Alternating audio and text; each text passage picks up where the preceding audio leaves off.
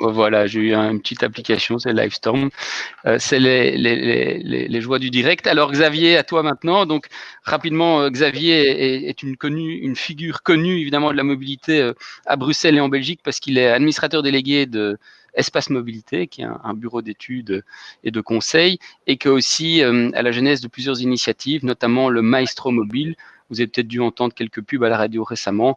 Xavier, en 2-3 mots, explique-nous un peu le contexte.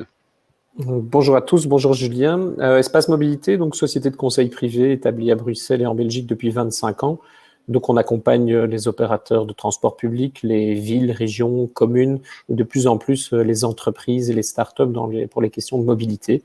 Donc c'est un plaisir d'être parmi vous aujourd'hui pour répondre aux questions et pour aborder différentes thématiques.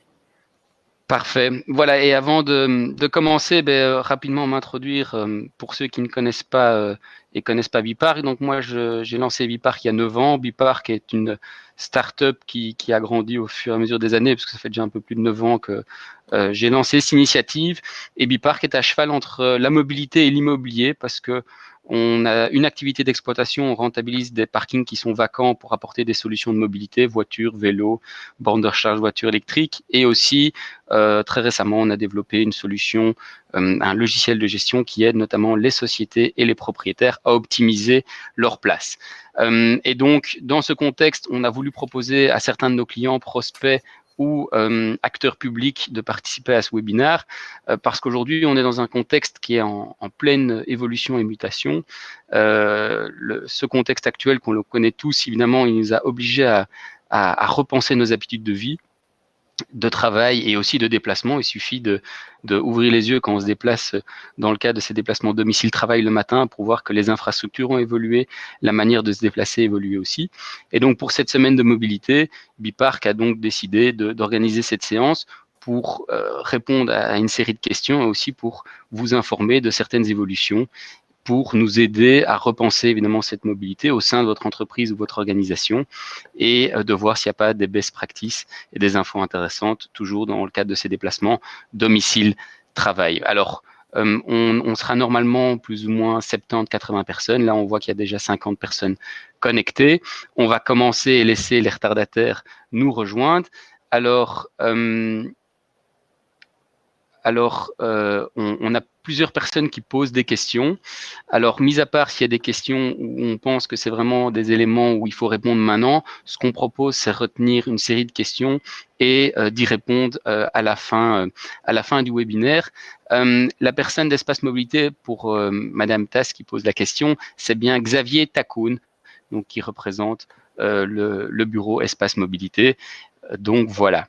Alors, la première chose, et je pense que Xavier, c'est une très bonne idée, on peut aussi essayer de répondre si vous avez l'occasion par écrit déjà, si c'est des questions précises et succinctes. La première question que moi je voulais un peu vous poser, Xavier et Héloïse, c'est, je trouve que la Belgique est un tout petit pays, mais un pays assez complexe. Il y a beaucoup de spécificités au niveau fédéral, on l'a vu avec la définition de la FEB par Héloïse. Certains politologues et spécialistes disent la Belgique, on parle souvent de lasagne institutionnelle, et nous sommes un des rares pays de l'Union européenne à avoir 4 ministres de la mobilité, 3 au niveau des régions et 1 au niveau fédéral.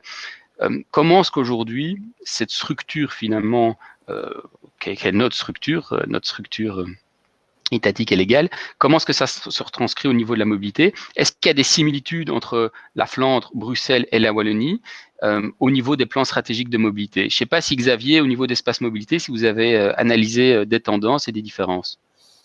Oui, effectivement, c'est quelque chose on suit évidemment. J'essaie de retrouver pour partager mon écran parce que ça a disparu maintenant. Oh, voilà, désolé. Donc, effectivement, ce sont des choses qu'on suit. Les compétences évoluent avec les différentes évolutions du pays. Et il y a beaucoup de choses à dire là-dessus. Et tu l'as bien mentionné, Julien, cette notion de lasagne institutionnelle. Je vérifie juste avec Julien si on voit bien mon écran. Oui, c'est bon. Donc, j'ai essayé de faire un petit tableau de synthèse, alors vraiment de synthèse, parce que c'est beaucoup plus compliqué que ça. Finalement, on a même 4 niveaux de pouvoir, parce qu'on devrait rajouter les provinces là-dedans, provinces qui ont un rôle en matière de mobilité qui n'est pas neutre, mais j'y reviendrai peut-être juste après. Je ne vais pas tout vous détailler, mais en gros, le fédéral, il a encore la tutelle, en tout cas, il organise encore certaines choses, le code de la route, la tutelle sur la SNCB, les régies des voies aériennes, etc. Et puis aussi, il a un gros volet de l'impôt des sociétés, fiscalité des entreprises, impôt des personnes, et certains types de travaux publics, en particulier ceux à Bruxelles, liés à l'accord de coopération Béliris. Là-dessus viennent se greffer 3 régions qui progressivement ont eu de plus en plus de compétences en gestion du réseau routier, sécurité routière et contrôle technique. Ça, c'est nouveau. Depuis la dernière réforme de l'État, la sécurité routière est passée dans le giron des régions, ce qui ne facilite pas les choses. Et on a vraiment même des différences de vitesse sur les réseaux routiers maintenant entre la Flandre et la Wallonie et Bruxelles. Gestion des ports et aéroports hors celui de Bruxelles national, etc. Tutelle sur les opérateurs de transport public. Là, on a aussi toute la dimension urbanisme qui vient jouer un impact important pour les entreprises, donc l'accord sur le nombre d'emplacements de stationnement, sur le nombre de recharges, de places pour les personnes à mobilité réduite, etc. Et évidemment, la gestion des travaux publics sur le territoire régional. Et puis, on descend encore d'un niveau, on a les communes avec une partie du réseau routier est gérée par les communes avec pouvoir de police, gestion de la circulation et contrôle du stationnement. Et là aussi, des subsides aux entreprises ou aux particuliers. On peut donner l'exemple de subsides pour des vélos électriques, le permis d'urbanisme et travaux publics. Et donc là, on se retrouve vraiment dans un cadre très compliqué. Comme je le disais, on rajoute encore les provinces qui ont pas mal de moyens financiers, contrairement aux 3 autres niveaux de pouvoir, et qui, elles, vont travailler sur des questions d'infrastructures cyclables à l'échelon provincial, mettre en place parfois des politiques de covoiturage et accompagner les entreprises pour de la sensibilisation. Donc on voit que c'est très compliqué de s'y retrouver. Et en plus, les stratégies des régions sont parfois similaires, parfois différentes. Et c'est ça que j'allais poser, c'est que est-ce qu'il y a des grosses différences entre Bruxelles, la Wallonie et la Flandre? Est-ce qu'il y a des choses marquantes où il y en a un qui dit A et l'autre qui dit B, par exemple, sur certains sujets? Mais, étonnamment, sur le plan stratégique, ils vont tous dans le même sens. Et donc là, je vous passe rapidement. En fait, on a deux stratégies de mobilité qui sont toutes nouvelles. On a la stratégie phase 2030 en Wallonie, ce sont 35 chantiers, 35 actions majeures à l'horizon 2030, phase pour fluidité, accessibilité, santé, sécurité et transfert modal. L'ambition n'est pas des moindres. Aujourd'hui, en Wallonie, 83% des déplacements se font en voiture. Ils espèrent, la Wallonie espère, passer en 10 ans de 83 à 60%. Inutile de vous dire que c'est tout à fait utopique, mais c'est bien d'avoir une ambition et le vélo a quand même de beaux jours devant lui. Si on prend Bruxelles, vous avez sans doute entendu parler du plan Good Move, c'est le plan régional de mobilité pour la région de Bruxelles-Capitale. Même chose, 6 focus, 50 actions, l'ambition étant là de passer de 33%, parce que contrairement à ce qu'on croit aujourd'hui, la voiture à Bruxelles, sur l'ensemble des déplacements de et vers Bruxelles, ça ne représente que 33% des déplacements. L'ambition est de passer d'un tiers à un quart. Et puis le dernier, en fait, la Flandre se cherche un plan de mobilité depuis 2001 et la ministre actuelle de la mobilité vient de relancer l'idée d'une vision de la mobilité pour pas parler de plan. Donc après 30 ans, on espère avoir quelque chose. Je terminerai par le fédéral qui a essayé un travail de vision interfédérale et d'aligner en fait les 3 régions sur des stratégies de mobilité et ça a été un échec. Et la Flandre n'a pas de petits thèmes mémotechniques? Il y a eu FAS, il y a eu Good Move, il n'y a pas de nom spécifique pour la Flandre, pour le plan ou... Non, parce qu'ils ne sont jamais réussi à se mettre d'accord. Donc, on voit des grosses différences entre la Flandre et la Wallonie. En Wallonie, il y a une vision régionale et une stratégie régionale qu'on essaye de décliner à l'échelle des villes et communes. En Flandre, on voit plus les villes en fait qui ont qui ont des stratégies de la mobilité très très claires. Si on prend la ville de Gand, la ville de Leuven, ça fait 30 ans qu'ils ont des stratégies, ils n'ont pas changé d'un iota leur stratégie et on voit les résultats que ça a donné. Par contre, au niveau régional, on sent une certaine faiblesse. Et moi, je me mets à la place d'une société. Je prends l'exemple de KPMG qui nous écoute, qui a plusieurs sièges régionaux. Est-ce qu'en tant que société, qu'elle soit dans un tissu industriel en production ou que ça soit une société de conseil, comme le cas d'une société d'audit, par exemple, est-ce qu'il y a des différences par rapport à l'aménagement du territoire en fonction d'une région ou d'une autre. Je ne sais pas si toi, vu que tu as une vue un peu plus fédérale, Héloïse, tu as des cas là-dessus ou des informations là-dessus? Ben, en effet, du coup, je vais quand même rejoindre ce que disait Xavier. C'est sûr que la mobilité, on a un gros problème puisque la mobilité, elle s'arrête pas à la limite de chaque région et qu'en effet, les régions mettent parfois des mesures différentes et qui sont pas toujours compatibles. Donc, en effet, nous, d'un point de vue fédéral, c'est vraiment quelque chose pour lequel on plaide, c'est d'avoir une vision interfédérale où au moins il y a certains points où tout le monde s'aligne et on sait qu'on va tous dans la même direction. Alors, d'un point de vue, du coup, plus concret pour les entreprises, ben oui, le problème, bien sûr, il y a certaines entreprises qui ont plusieurs sièges et là, ça nécessite de la flexibilité parce qu'en fonction de l'aménagement du territoire, une entreprise qui va être établie à la gare centrale à Bruxelles, bah oui, elle va pouvoir être super ouverte à différents modes de transport. Elle va être accessible en vélo, en trottinette, en métro, en train, etc. Mais par contre, une qui va être un peu plus éloignée en Wallonie ou en Flandre, elle aura moins de possibilités. Et donc, à partir de ce moment-là, ça nécessite vraiment à l'entreprise d'être dynamique au niveau de sa mobilité et d'être assez flexible pour pouvoir, sur les différents sites, et aussi s'adapter aux différents besoins de ses employés. Et donc, c'est pas un travail facile, mais je crois que c'est un travail que de plus en plus d'entreprises essayent d'entamer et que les entreprises sont dynamiques à ce niveau-là. Donc, c'est très chouette à voir. Et je suppose que du coup, les entreprises ont leur réflexion de déplacement et de se positionner en fonction d'une région A, B, C. Il y a aussi cette réflexion de se mettre proche de lieux multimodaux pour Tout à pouvoir fait. évidemment avoir des alternatives là-dessus, quoi.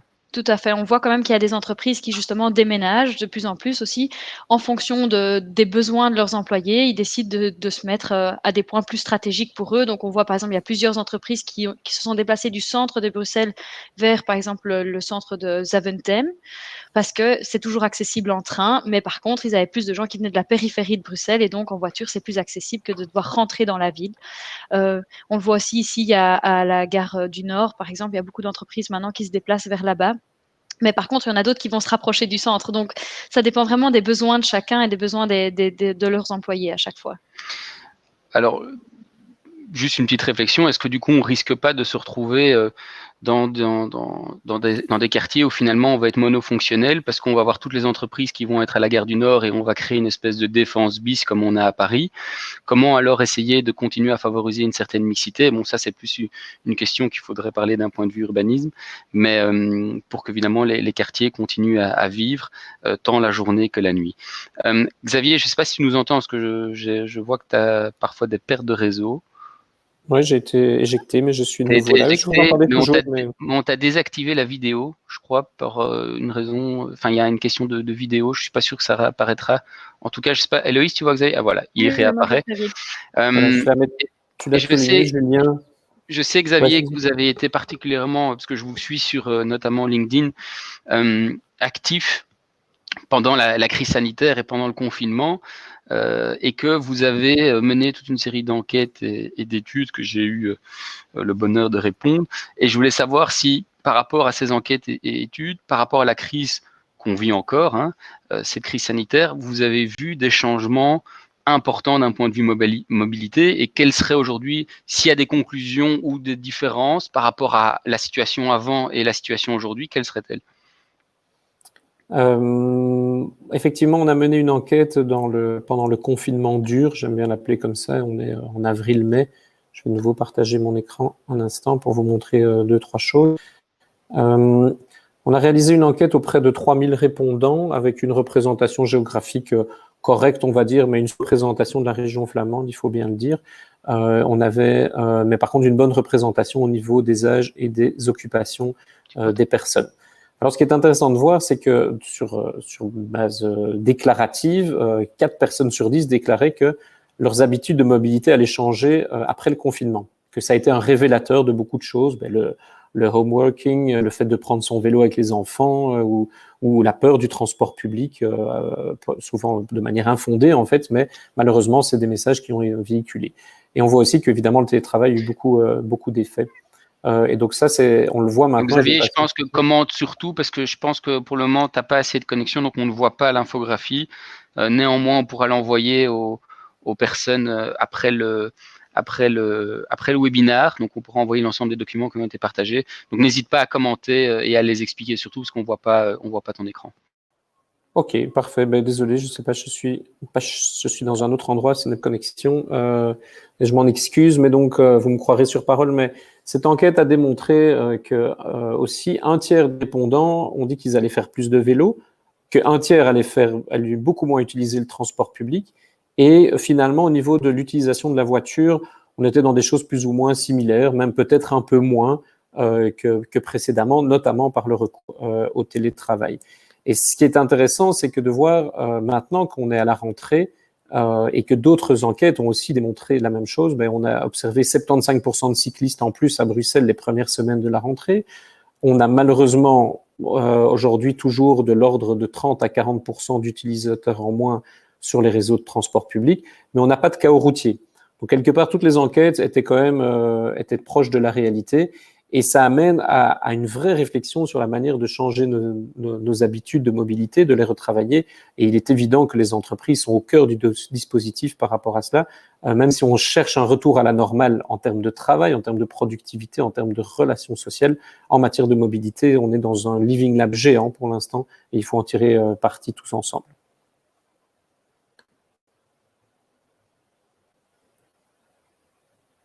Donc je résume, on profite de cette crise pour expérimenter. C'est le bon moment de faire une gestion du changement parce que de toute façon, le télétravail reste une solution privilégiée. Donc c'est le moment d'essayer de repenser sa manière de collaborer.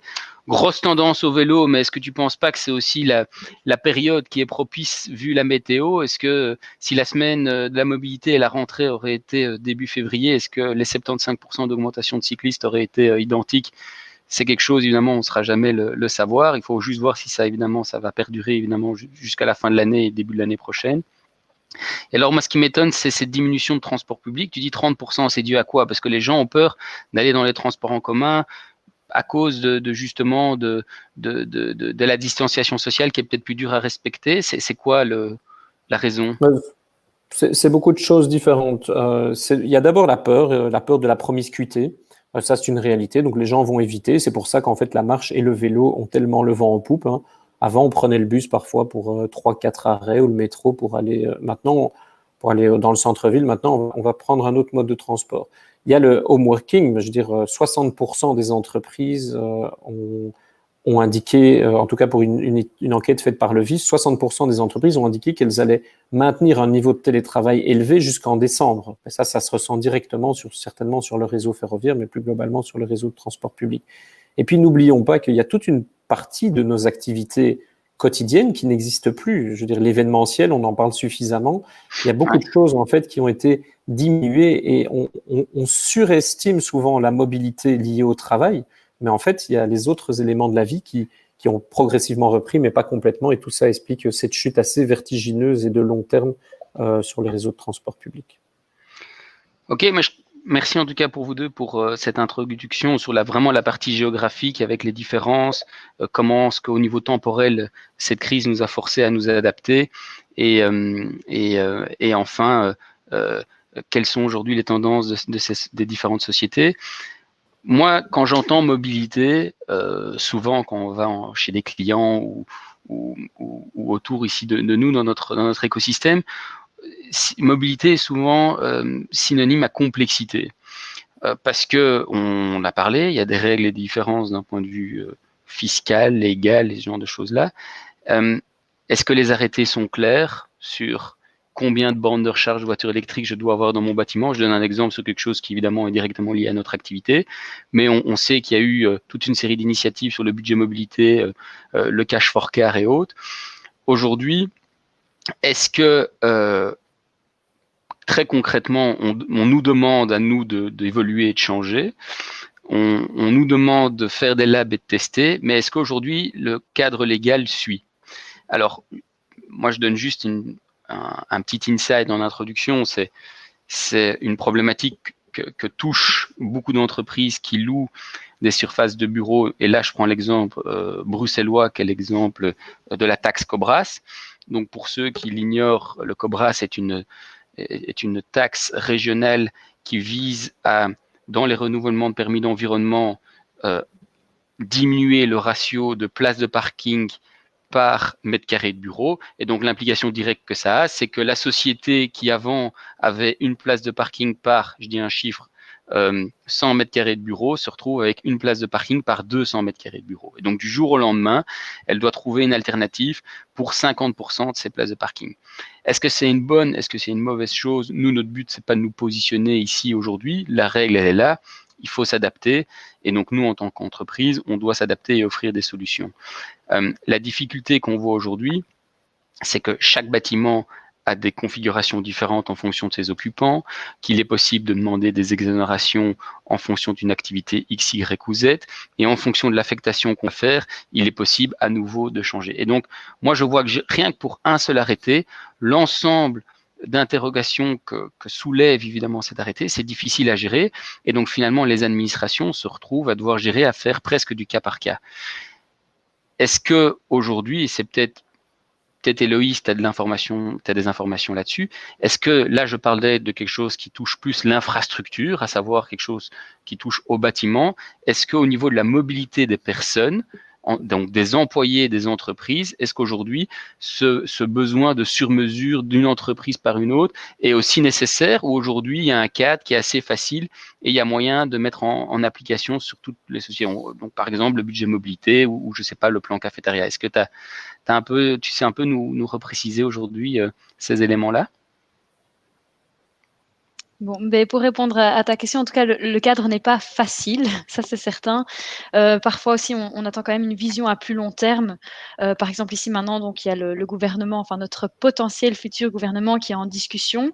Et là, on a vu hier et aujourd'hui qu'il y avait un accord qui sortait et qui parlait qu'en 2026, toutes les voitures de société devraient être, ça dépend des formulations, mais devraient être soit électriques, soit en tout cas neutres en carbone. Donc, par exemple, ce genre de choses, c'est vraiment pour le monde des entreprises, c'est très important qu'on sache, mais surtout qu'il y a un bon timing, que tout le monde puisse se préparer. Alors, au niveau des outils, mais comme tu l'as cité, il y a quand même tout ce qui est budget, mobilité, etc. Donc, qui donne un très beau cadre. Je vais essayer de partager mon écran. Alors, pendant que tu partages, pour nos auditeurs, pour ceux que ça intéresse, l'IBGE organise le 28 septembre à 14 h une session d'information sur notamment la mise en place du nouvel arrêté sur les bornes de recharge de voitures électriques, justement pour un peu préciser qu'est-ce qui sera prévu pour les entreprises, les parkings notamment, sur quel ratio on devra respecter sur les bornes. Voilà, je te laisse continuer là-dessus, petite parenthèse. Pas de souci. Mais voilà, ici, j'ai repris un slide qui a été fait par une de mes collègues qui a fait une présentation assez similaire cette semaine. Mais donc, quelles sont les possibilités qui existent? Donc, bon, il faudra tenir compte. Donc, bien sûr, il y a toujours le système de voitures de société, mais on voit que le gouvernement l'a un peu en ligne de mire. Et donc, à côté de ça, il y a quand même, il y a eu le cash for car qui a donc été instauré en 2018. Mais ceci a été annulé cette année par la Cour constitutionnelle. Donc, il continue de perdurer jusqu'au 31 décembre de cette année. Mais après ça, a priori, le cash for car aura juste disparu. Donc, il y a encore une petite porte de sortie, mais je pense que personne n'aura le temps de la prendre. Mais donc, il y a encore le budget mobilité, qui lui est un... oui, je vois que Bertrand Marlot dit que c'est un flop total, on est d'accord.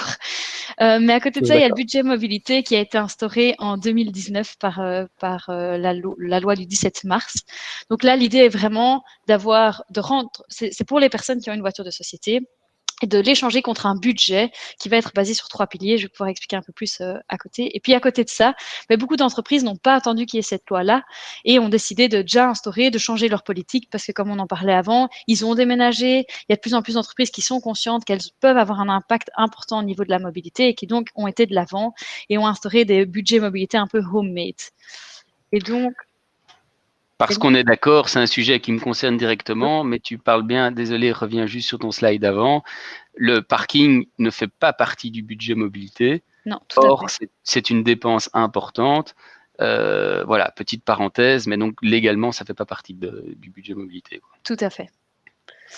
Donc juste pour, je vais pas aller trop dans les détails parce que je pense que c'est peut-être pas l'objectif aujourd'hui, mais pour le budget mobilité donc légal, celui de la loi de mars 2019, donc les deux systèmes sont basés sur des tout à fait volontaires, tant du côté de l'employeur et de l'employé. Donc c'est à eux de décider s'ils veulent instaurer ce budget mobilité ou non et l'accepter. Donc, pour le budget mobilité, ici, le montant basé est sur le total cost of ownership de la voiture de société. Et donc, ce budget va pouvoir être alloué à 3 piliers différents. Le premier pilier, c'est d'échanger sa voiture contre une autre voiture de société, mais qui doit être plus verte, plus écologique, qui doit répondre à certains critères. Donc, soit la personne opte pour cette voiture, soit elle décide de tout mettre dans le pilier 2, qui lui est consacré à tout ce qui est des modes doux. Et comme donc c'est très large parce que ça concerne les abonnements de transport en commun, ça peut être un abonnement partagé de voiture ou de vélo, et ça peut même être le paiement du loyer ou des intérêts quand on a acheté un appartement, du prêt hypothécaire, si on habite à moins de 5 km de son entreprise. Donc, c'est très large, mais comme dit Julien, le parking n'en fait pas partie, par exemple. Et ça, c'est un des messages de la FEB, c'est que c'est pas encore assez complet et que donc, par exemple, le parking devrait être intégré quand c'est des parkings avec un impact positif sur la mobilité, puisqu'ici, le deuxième pilier, c'est vraiment l'idée d'avoir un impact plus vert. Et alors, le troisième pilier, lui, c'est à la fin de l'année, s'il reste un solde, il peut être récupéré en cash. Donc, le gros avantage du budget mobilité, c'est que il y a un traitement fiscal et parafiscal qui est harmonisé concernant le deuxième pilier, c'est-à-dire que tout est exonéré au niveau fiscal et au niveau de la sécurité sociale. Donc ça, c'est super intéressant, bien sûr. Et pour le reste, pour le premier pilier et le troisième pilier, par contre, c'est un système. Donc, le premier, c'est le système fiscal de la voiture de société classique, mais qui sera avantageux vu que c'est des voitures qui doivent être plus vertes. Et par contre, le troisième pilier, c'est un système fiscal propre qui est un peu moins avantageux puisque l'objectif est vraiment de mettre en avant les deux premiers. Par contre, ce budget a bien sûr un peu à ses limites. Donc, en effet, il y a encore des modifications à apporter, comme le parking, comme la définition du total cost of ownership, etc. Et puis, il est limité puisque, par exemple, les bénéficiaires ne sont que les personnes qui ont déjà une voiture de société ou qui peuvent en avoir une. Donc, voilà, on voit quand même qu'il y a certaines limites. À côté de ça, et donc, comme je disais, il y a certaines entreprises qui ont été de l'avant toutes seules avant ce système et qui donc ont créé leur propre système de budget mobilité, on va dire, où ils ont voulu offrir d'autres possibilités que simplement une voiture de société à leurs employés. Donc à nouveau, c'est sur base volontaire. Le gros avantage, c'est qu'il y a beaucoup plus de flexibilité. Donc, on peut choisir quelles sont les personnes éligibles, on va pouvoir choisir quel sera le montant, à quel mode ça peut être utilisé, etc. Par contre, on n'aura pas le traitement fiscal et parafiscal avantageux. Donc ça, c'est quand même moins intéressant à ce niveau-là. Donc ici, voilà, j'ai fait une petite comparaison, mais c'est ce que je pense que ce qui a déjà été dit. Donc les faiblesses pour le budget mobilité légale, c'est sa rigidité quand même. Et donc nous, au sein de la FEB, on travaille encore pour essayer d'améliorer cet outil parce qu'on pense vraiment que c'est un bel avenir et que c'est une belle possibilité pour les entreprises. Et par contre, sa force, c'est vraiment ce traitement fiscal avantageux et harmonisé surtout, parce que ça facilite quand même son implémentation et sa gestion. Et à contrario, le budget mobilité homemade, ben voilà, il offre plus de flexibilité, mais pas ces avantages-là. Donc, au niveau de la gestion, ben, c'est pas toujours encore facile. Ça reste des outils complexes, mais qui sont très intéressants et qui, je pense, ont un bel avenir. Et donc, maintenant, il y a de plus en plus de services aussi qui offrent de l'aide pour la gestion, etc. Je vois que Mathieu de Lopem est là, donc lui pourra en parler certainement. Mais donc, il y a beaucoup d'outils qui sont mis en place et il y a beaucoup d'entreprises qui sont intéressées. Après, il y a un site qui s'appelle le budgetmobilité.be qui donne beaucoup d'informations et c'est sûr qu'il faut un peu le décanter. Mais voilà, il y a quand même donc au niveau de la mobilité, il y a des outils qui sont mis en place et on espère avoir encore un bel avenir pour eux. Donc Héloïse, ta présentation a énormément de succès. Il y en a qui nous demandent de pouvoir la partager. Donc si tu veux bien ou si ta collègue veut bien, vu que vous l'avez co-créée, on se fera un plaisir de la transmettre à l'ensemble des participants du webinaire. Moi, il y a quand même quelque chose qui, avant d'axer sur le point suivant, donc c'est un des intervenants qui nous mentionnait, et enfin plusieurs personnes mentionnaient pendant Xavier, tu disais, pour le moment, la rentrée a eu lieu et nos routes ne sont pas saturées. Bon, moi j'habite Boisfort, mes enfants vont à l'école à Uccle, je ne veux pas rentrer dans le débat du bois de Lacan parce qu'à nouveau c'est pas l'objet aujourd'hui, mais est-ce que finalement la vraie rentrée n'aura pas lieu quand les universités auront ouvert? Une chose, et si on compare par rapport à l'année dernière, donc je pense que c'est Mathieu qui a communiqué ce chiffre, apparemment on est au taux de 90% de trafic par rapport à l'année dernière, alors que énormément de sociétés sont en confinement. Alors, tu vas comprendre, Xavier, où je veux en venir, c'est qu'on dit il faut changer. Donc, il faut trouver des alternatives. L'offre publique est là. Tu l'as dit, aujourd'hui, les transports publics, il y a une baisse de 30%, donc ils sont plus désertés.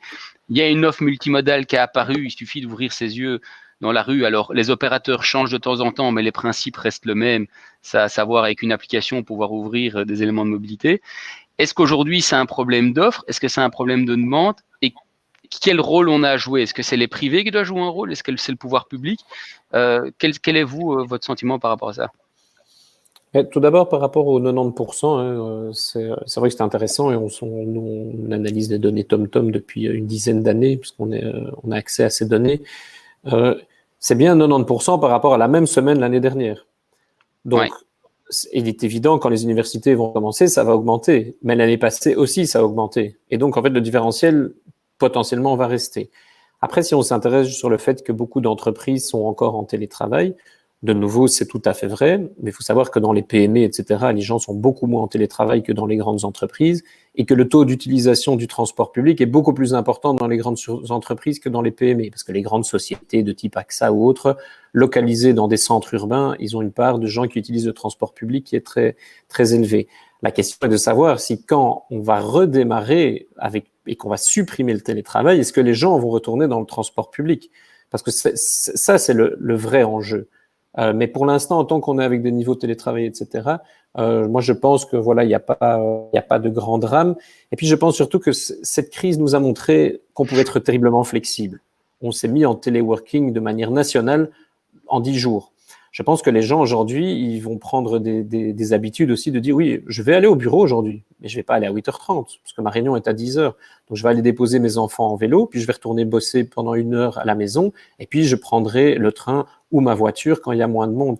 Et cette flexibilité, c'est là que le rôle majeur des entreprises doit être souligné, parce que la mobilité n'est qu'une demande dérivée de l'aménagement du territoire, de la gestion des écoles, de la gestion du management en entreprise, et j'en passe. Et donc, c'est là qu'on ne peut pas demander aux autorités publiques de tout gérer. Si on met pas de flexibilité dans le monde de l'entreprise, on a une concentration des déplacements dans le temps. Voilà par rapport à ces choses, choses-là. Donc, toi, tu dis en gros, c'est la demande à s'adapter. L'infrastructure, elle n'est pas non plus extensible.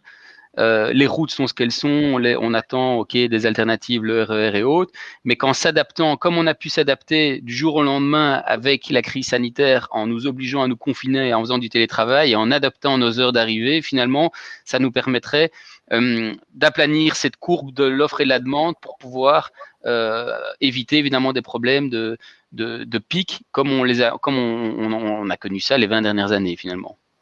Voilà, exactement. Alors, je refais un petit essai de partage. Je ne sais pas si maintenant vous voyez mon écran ou si ça ne marche toujours pas. Si, c'est bon. Maintenant, donc la question, c'est de changer. Bon, je reprends une conférence que j'ai faite hier, mais l'espace public, c'est aussi un des grands enjeux, parce qu'effectivement, tu l'as dit, les infrastructures ne sont pas extensibles. Ça, c'est la mobilité comme elle était vécue avant le Covid. C'est-à-dire des trottoirs généreux, corrects, et puis des gens seuls dans leur voiture, des cyclistes qui essayent de se frayer un passage et des gens qui sont complètement agglutinés dans le transport public. Ça, c'était la mobilité un peu pendant la période Covid, et on est encore un peu dans cette situation-là. Beaucoup de monde sur les trottoirs et énormément de monde sur les infrastructures cyclables. Attention, ici, je parle bien de mobilité urbaine. Beaucoup moins de monde que d'habitude dans le transport public et les gens toujours seuls dans leur voiture. Et donc, tout l'enjeu, et tu l'as dit, c'est cette courbe. Il faut aplatir la courbe, éviter qu'on arrive à une limite de capacité du système de transport global, c'est-à-dire routier, transport public, mais aussi la demande sur les mobilités partagées, etc. Et c'est tout l'enjeu de travailler sur la demande. On doit faire de la gestion de la demande. Ça fait 30 ans qu'on travaille sur l'offre, qu'on investit des milliards dans le transport public, dans les infrastructures, mais il faut absolument travailler sur la demande. Et on voit qu'en période de crise, quand c'est nécessaire, on arrive à le faire. Et donc ça, c'est vraiment très important. Je vais passer ceci pour dire, mais pour cela, et Elodie l'a bien expliqué, il y a un cadre légal aujourd'hui, budget mobilité ou budget plan cafétéria, etc. Donc on a déjà un pilier qui est en place, c'est le cadre légal. On a autre chose qui est très bien en place, c'est énormément d'acteurs qui sont là avec des aides technologiques pour aider les gens à passer d'un mode de transport à l'autre, à dire aujourd'hui il fait beau, je vais aller sur un vélo partagé, demain il fait un peu moins beau, ok, je vois que la fréquentation sur le transport public n'est pas trop importante, je peux m'engager sans risque. Et puis après, je pense qu'il y a un troisième volet qui est absolument nécessaire, c'est l'accompagnement. Alors, c'est très bien de forcer les choses, mais il faut pouvoir accompagner. Et les entreprises, là, elles ont beaucoup à faire. Elles font des coachings dans plein de domaines, des formations de soft skills, etc. Mais la mobilité, ça nécessite une formation. Il y a plein de programmes d'accompagnement qui existent pour le vélo, Bike to Work, FitTest, tous à vélo en Wallonie, etc. Nous, on organise aussi toute une série de développements sur lesquels on pourra revenir éventuellement. Et puis, sachez aussi qu'il y a toute une série d'acteurs qui peuvent vous aider, que ce soit dans les ministères, des bureaux d'études. J'ai vu que le bureau Traject, entre autres, était parmi nous aujourd'hui. Il y a plein de structures qui peuvent aider les entreprises de manière concrète à se positionner au travers de ces 3 piliers, légal, technologique et comportemental. OK. Si je peux ajouter un petit quelque chose, en effet, aplatir la courbe, c'est super important parce que ça a aussi un coût énorme pour les transports en commun. Donc typiquement, par exemple, la SNCB ou même les autres transporteurs, ils ont des trains qui sont en fait réservés qu'à ces heures de pointe. Et au final, ça leur coûte énormément, alors qu'on sait que ils ont quand même déjà du mal à gérer leur budget parce qu'ils doivent faire avec ce qu'ils ont. Et donc, c'est là, en effet, où je rejoins. Les entreprises ont aussi un rôle à jouer, de pouvoir aplatir cette courbe. Et là, au sein de la FEB aussi, on a une réflexion. La crise du Covid nous a permis de voir que le télétravail était possible, qu'on peut se déplacer. Je pense que beaucoup ont mis des horaires un peu plus flexibles, etc., pour permettre à leurs employés de venir à des moments différents et que tout le monde ne se retrouve pas en même temps sur la route ou dans les trains ou les transports en commun.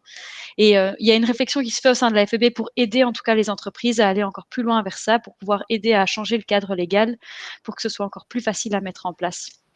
Et alors pour nos auditeurs, ceux qui ne le savent pas, la SNCB a lancé une initiative qui s'appelle le Rail Pass. Je pense que c'est encore toujours d'actualité.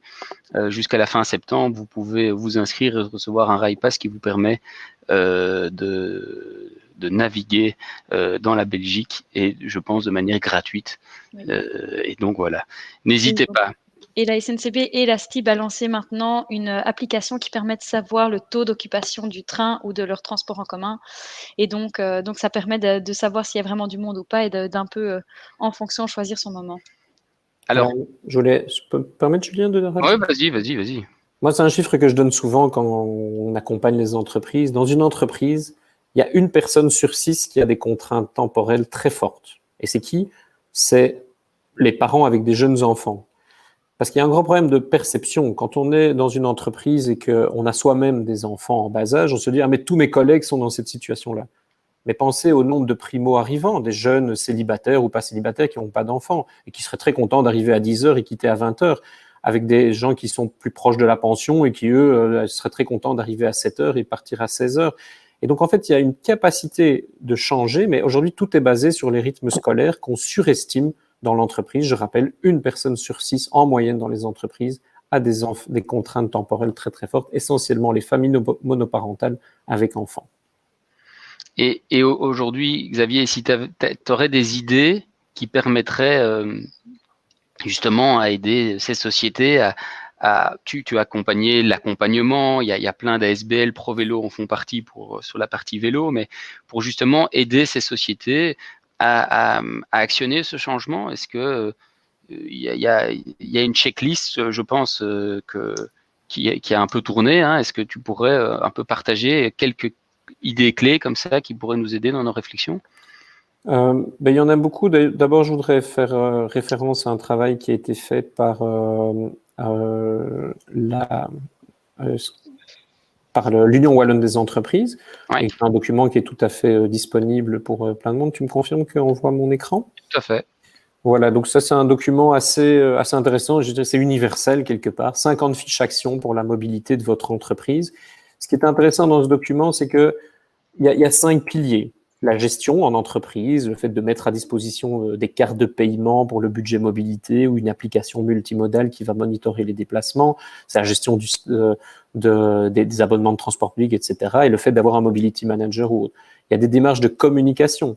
Il y a le fait de mettre à disposition des services des employés, services aux employés, excusez-moi, des vélos de service. Ça peut être des douches, ça peut être un parking avec recharge, etc.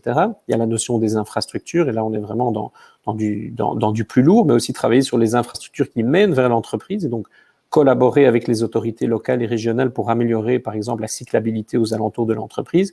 Et puis, pour moi, le cheval de bataille, et celui dans lequel on n'investit pas assez, Sachez qu'à Bruxelles, 98% du budget dépensé en matière de mobilité l'est pour l'offre de transport, c'est-à-dire les infrastructures et les centaines de millions qui sont donnés à l'ASTI pour opérer des bus. Et seulement 2% est dépensé pour activer la demande, pour essayer de lisser les pointes, pour essayer de faire du changement comportemental.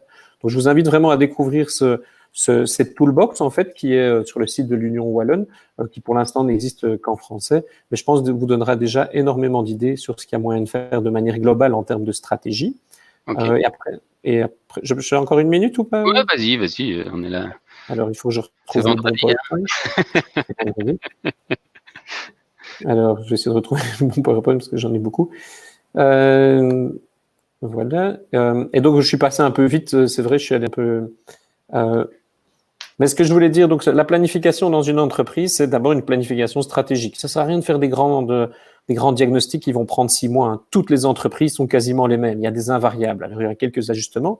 Et puis, il faut opérationnaliser certaines choses. Hein, je l'ai dit, mobility services, des questions de data management, finance, faciliter le fait de passer. Si vous dites à vos employés, mais oui, mais pas de problème, prends une trottinette électrique, demain tu prends Uber et après-demain tu fais du covoiturage. Il va dire, ah, génial. Et puis, il arrive au RH et il veut se faire rembourser, on lui dit « Ah non, ça, c'est pas possible, hein, tu as un abonnement de transport public, on ne rembourse que ça. » Mais ça marche pas. Donc, c'est vraiment un obstacle majeur, l'obstacle financier.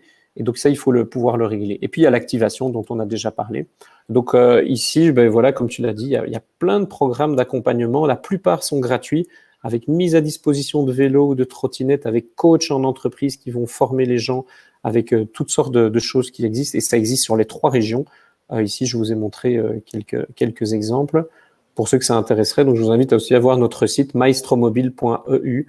On a tous des dispositifs qu'on organise en entreprise qui vont du jeu, du team building sur la mobilité jusqu'au coaching spécifique sur ces 10 jours de manager en entreprise.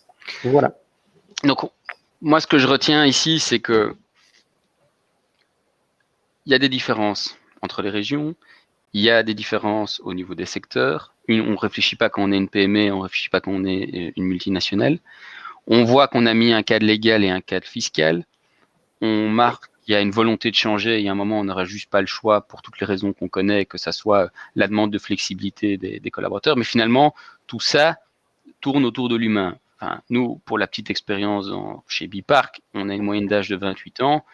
C'est fini la vision de j'ai besoin de ma voiture de société et pour avoir un certain statut social. Aujourd'hui, les collaborateurs, en tout cas chez nous, préfèrent avoir une augmentation de leur brut qui demain pourra être transcrit, comme Héloïse l'a dit, dans un budget de mobilité pour pouvoir accéder à un crédit parce qu'ils seront situés, j'espère, à moins de 5 km et ils passeront pas 1h30 dans les transports en commun. Bon, ça c'est un élément.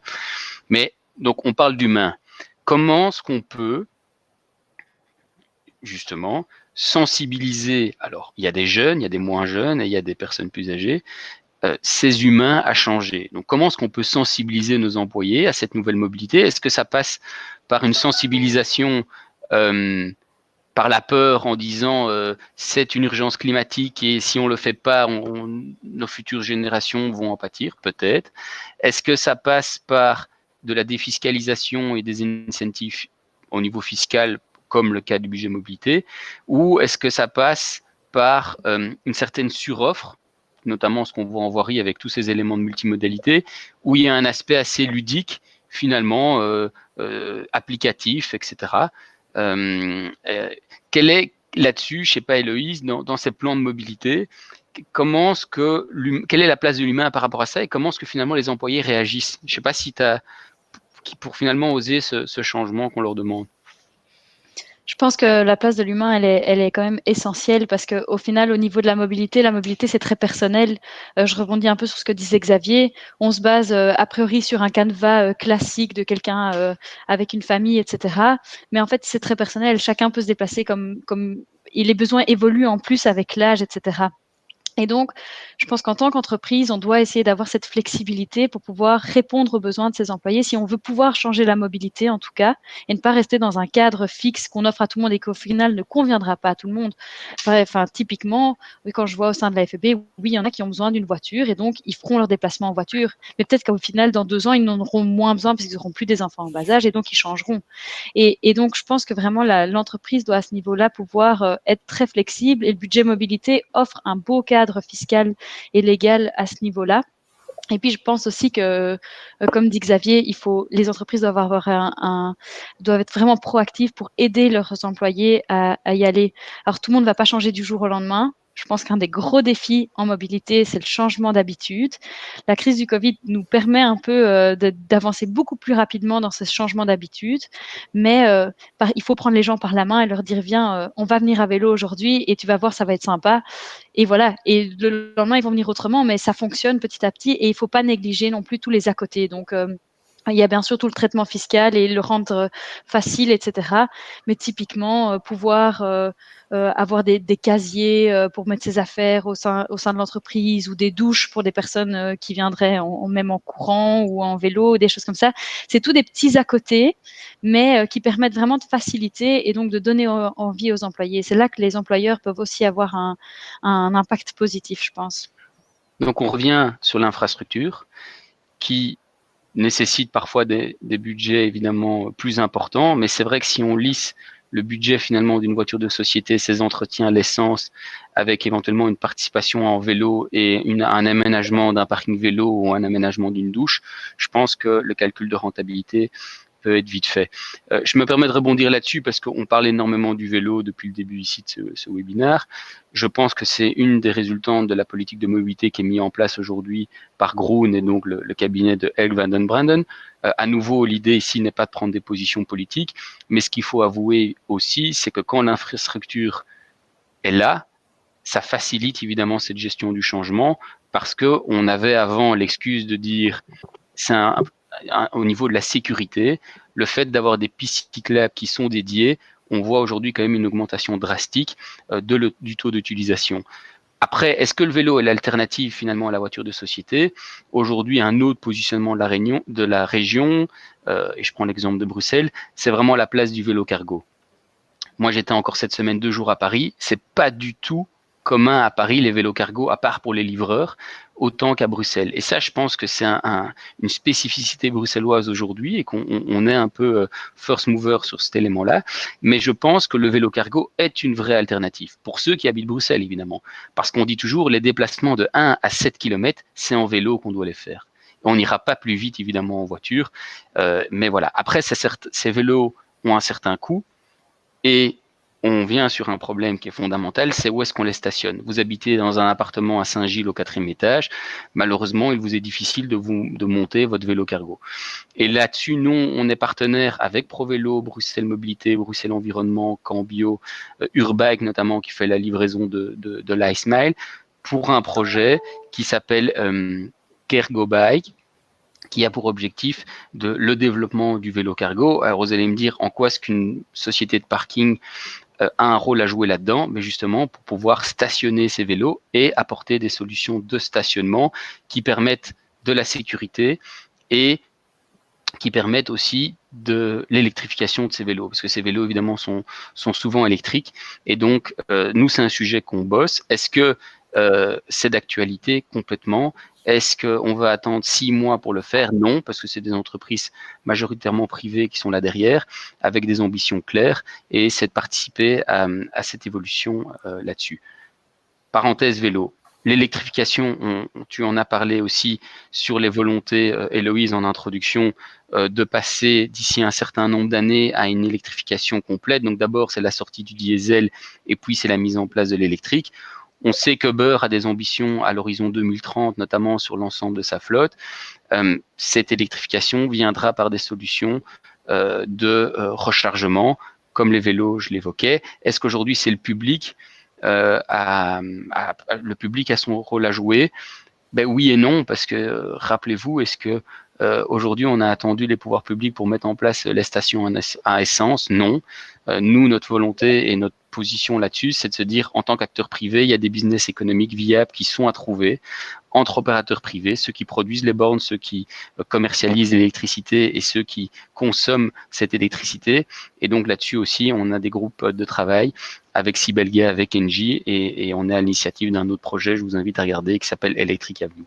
Petite parenthèse sur ces solutions-là, quoi. Bravo pour ces deux projets, je pense qu'ils sont très complémentaires à tout ce qu'on vient de dire, et absolument nécessaires. Ça a été dit, l'infrastructure et les moi je vois plutôt les services, l'infrastructure, une borne de recharge, tout ça sont des services à l'usage. C'est très très important. Et ça a été souligné, on ne peut pas en attendre trop des pouvoirs publics, mais c'est surtout une politique très dangereuse, les bornes de recharge sur l'espace public, parce que c'est pas compatible avec le développement d'une ville cyclable. Je vais m'expliquer. Le gros problème, à partir du moment où on sanctuarise des lieux, et par exemple dans une rue, on va vous dire, regardez, il y a 3 bornes de recharge. Quand dans 10 ou 15 ans, si ça dure aussi longtemps, on va vouloir réaménager la rue pour faire de la place, mais déjà aujourd'hui, quand on doit supprimer une place de stationnement, c'est compliqué. Alors demain, il faudra supprimer une borne de recharge électrique. On va être face à une impossibilité. Oui, parce qu'il y a des concessions, il y a derrière, évidemment. C'est des concessions, des usages des citoyens qui vont dire, mais je comprends pas, moi j'ai acheté un véhicule électrique et maintenant vous me dites que je peux plus me garer dans mon quartier. Et donc on va créer en fait des lock-in technologiques et des lock-in sur l'espace public qui sont très très dangereux.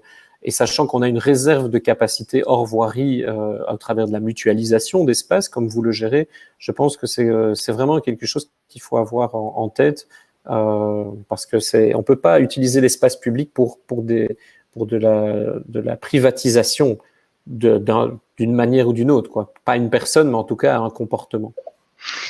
Et est-ce que finalement, et là je réfléchis pour une expérience personnelle, est-ce que c'est finalement toutes ces solutions de multimodalité, que ce soit la trottinette, que ce soit les vélos, hein, on pense à Billy Bike, Uber avant, Jump, n'ont pas été finalement des initiateurs où les gens ont découvert des nouveaux moyens de déplacement et ils ont remarqué qu'ils avaient un usage récurrent et finalement après ils se sont appropriés ces moyens de transport en s'achetant un vélo ou en s'achetant une trottinette?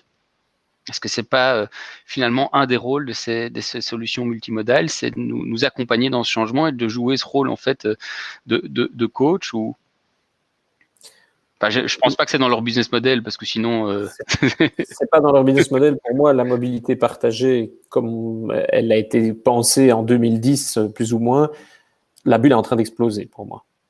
Parce que la mobilité partagée, c'est in case where you need it, c'est-à-dire que tu vas l'utiliser quelques fois, mais vraiment de manière ponctuelle. Ce qui a été démontré déjà il y a 1 an, quand Bruxelles Mobilité a fait une enquête auprès des utilisateurs de trottinettes électriques partagées, il y a 1 an, 1 sur 2 disait à ce moment-là qu'il allait en acheter une. Et en fait, c'est ce qui est arrivé. Hein. Si vous vous mettez au rond-point, au croisement de la rue de la Loi et que vous comptez les trottinettes électriques possédées ou partagées, aujourd'hui, on est dans un ratio de 2 sur 1, ce qui n'était pas du tout le cas il y a 1 an quand Lime, Dot, etc. sont arrivés. Et donc, je pense que, Julien, tu le précises, ça a eu un effet tremplin, mais la possession reste je vais pas dire une nécessité, mais reste quelque chose qui fait. On veut pas, en tant qu'être humain, chaque matin se poser la question de aujourd'hui, comment est-ce que mon application va me dire comment je vais me déplacer. Ça doit être une aide, mais l'être humain doit garder la main sur sa propre mobilité. Et donc la possession d'un vélo, d'une trottinette électrique, mais qui peut se faire aussi au travers du renting, de la location longue durée avec des systèmes comme SwapFits, etc. Je pense à de très beaux jours devant elle. Alors, merci Xavier et Loïse. On a pas mal de questions intéressantes. On va essayer aussi de respecter le timing qui nous est imparti. Et moi, une des questions qui est souvent le cas dans beaucoup d'entreprises, c'est une question de Bertrand Marlot qui dit finalement, c'est vrai, ici, c'est beaucoup de solutions qui marchent pour finalement des Bruxellois ou des personnes dans des 19 communes ou périphériques, mais quid des personnes qui seraient situées en périphérie et qui, elles, finalement, n'ont pas le choix que soit de prendre une voiture, d'aller à une gare, de prendre un train et puis de prendre un élément multimodal, soit de venir directement à l'entreprise en voiture. Quelle serait la solution pour ce type d'entreprise-là? Est-ce que c'est du coup d'avoir un éclatement et d'avoir plusieurs sièges et de se rapprocher de leurs collaborateurs, ou de généraliser le télétravail, ou d'avoir une flexibilité sur le temps de travail, ou un mix de tout? Quid de ces sociétés qui aujourd'hui ont, là les chiffres de la société par exemple Max, c'est 40% des personnes habitent à Bruxelles, 2 heures en voiture, 4 heures en transport en commun. Je suis contente que tu prennes cette question, Julien, parce que je la voyais et j'avais envie de répondre. Mais enfin, Vas-y, même si Loïc. toutes les autres sont intéressantes aussi, hein. Mais en effet, je veux dire, bien sûr, ici, on a beaucoup parlé de toutes les autres possibilités, des possibilités comme le vélo, comme les transports en commun, etc.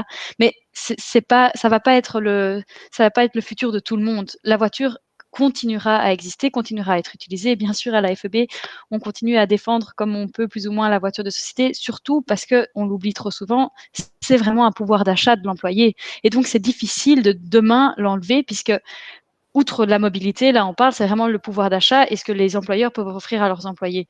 Et donc, il faut quand même bien se rendre compte qu'en effet, la voiture ne va pas disparaître du jour au lendemain et elle sera toujours le quotidien de certaines personnes. Et c'est là que je pense que tout ce dont on a parlé est important et un des mots principaux, je pense, c'est la flexibilité.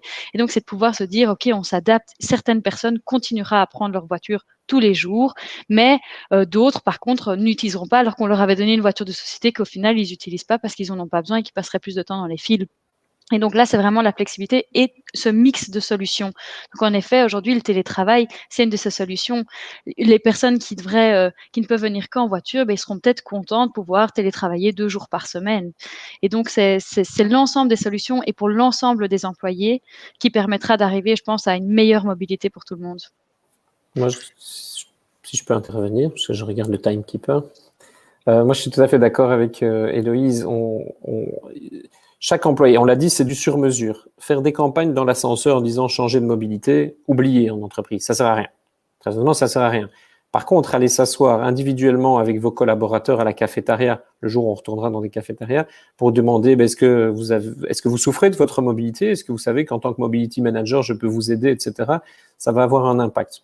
Et moi, je vois deux choses, c'est que les urbains ou périurbains, ils vont vers des concepts de mobilité partagée, dans le sens où ils n'ont plus nécessairement la possession automobile, mais ils ont accès à toutes sortes de services, dont la voiture partagée. Pour les non-urbains, on va vers le concept de voiture augmentée, à savoir qu'on garde la voiture de société, elle sert pour partir en vacances le week-end et pour certains déplacements professionnels, mais dans le package vient se rajouter une trottinette électrique dans le vélo, un vélo électrique et ce genre de choses. Mais c'est pas suffisant parce qu'aujourd'hui, on est toujours dans un focus, je vais le faire à l'envers, c'est que l'ordre de gestion de la mobilité des employés doit d'abord être le report géographique. C'est la première chose qu'il faut faire, c'est de dire, est-ce que mon employé a besoin de venir à tel endroit aux heures de pointe? Et si non, c'est qu'on peut travailler avec des bureaux satellites, on peut faire du home working, du téléworking, etc. Une fois qu'on a travaillé là-dessus, il faut travailler le report temporel, à savoir, il a besoin de venir au bureau, mais est-ce qu'il a besoin d'être là à 8h30 ou 9h? Si la réponse est non, alors il peut arriver à 7h30 ou à 10h. Et une fois que tout ça a été mis en place et que tout ça est géré, alors on peut parler de report modal. Et s'il a besoin d'arriver à 8h30, 9h, ne peut-il pas prendre son vélo électrique jusqu'à la gare, prendre le train et arriver? Et si c'est pas possible, il faut travailler sur l'électrification de la flotte et sur les questions de sécurité routière. Mais aujourd'hui, on fait tout à l'envers. On fait que du report modal et on fait que des campagnes sur le report modal qui, en fait, ne concernent que 80% des employés. Et je pense vraiment qu'il faut inverser la logique parce que sinon, on fait les choses à l'envers et c'est pour ça que nos politiques de mobilité sont relativement peu efficaces jusqu'à présent.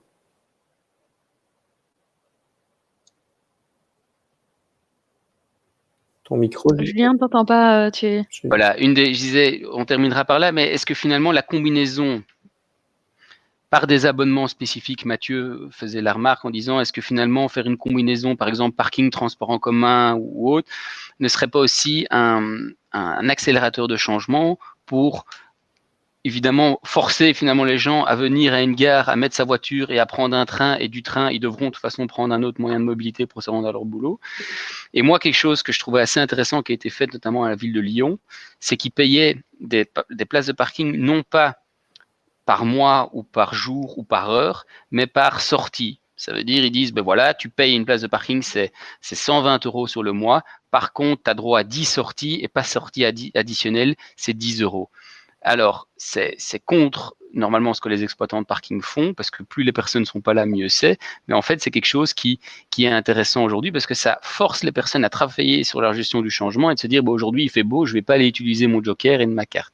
Bref, ça, c'était un premier élément. En tout cas, je voulais, avant de conclure, vous remercier tous les deux, Héloïse et Xavier. Moi, j'aime bien respecter le timing, donc il est 16h01, on va clôturer ici. Pour moi, les dernières questions qui restent, c'est de se dire, il y a plein de questions sur notamment l'aspect de la gestion de mobilité. Parce qu'on dit aujourd'hui, la mobilité, c'est vaste, il y a la partie budget, ces parties budget, ça a des impacts fiscaux au niveau des ATN.